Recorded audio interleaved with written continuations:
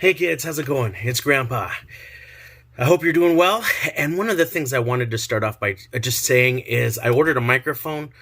Right now I have to use my phone because I just wanted to start doing this and see what would happen. So my giant head won't be taking up most of the screen soon. I'll be able to lean back with you still able to hear me. So today I wanted to talk about homelessness. Now this is a huge topic, so I don't know how much I'll get to cover, so we'll see what we can do in 5 minutes. But I remember seeing homeless people when I was younger and going, someone's got to do something about this. Look at these people that are outside. This isn't good. And then I realized, well, I'm a person. So I decided to try to do something about it. And in college, I took a homeless studies class, and that's kind of why I decided I wanted to do that. Initially, I was going to do chemical dependency. But after my internship, I decided that homelessness and working in this community is important. So, I mean, there's a lot of us that are one paycheck away from becoming homeless. I mean, how many paychecks are you away from that? And a lot of the people who are homeless are, hate to say regular, but I mean, they're like you and me. You get into some people that have had dealt with abuse, or some people that have mental health issues, and some people that are disabled, that are being forced to be out on the streets.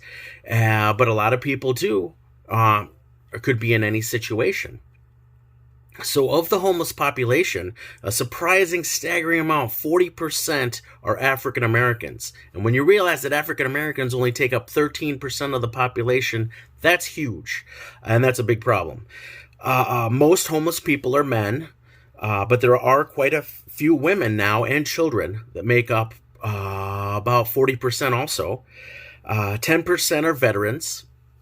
And there was an initiative about 5-6 years ago called the MACV, and that was to end veteran homelessness in America. And that came really close, like Utah and Minnesota. There was a bunch of states that had people out there working only with vets to try to make sure there's no vet homelessness, and they came really close. Unfortunately, now it's 10%.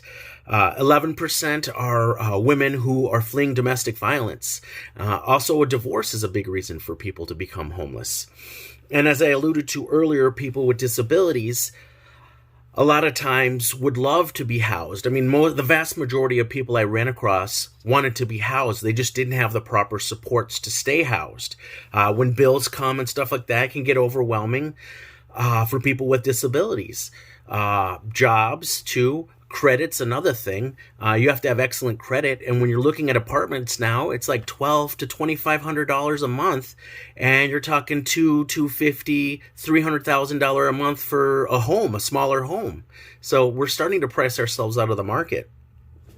I worked for 5 years for St. Stephen's, where I did street homelessness, direct service. So we would go out with another team member, and we'd meet people under bridges, or we'd go to camps, or we go to shelters and talk to people and find out what we could do, what they're interested in, and to try to get people off the streets. I mean, it really became overwhelming, and there was just no housing and way more people than needed it. So it was too much for me. One day I got a call from a coroner's office asking me to identify someone because they had my card in their pocket and they had nothing else.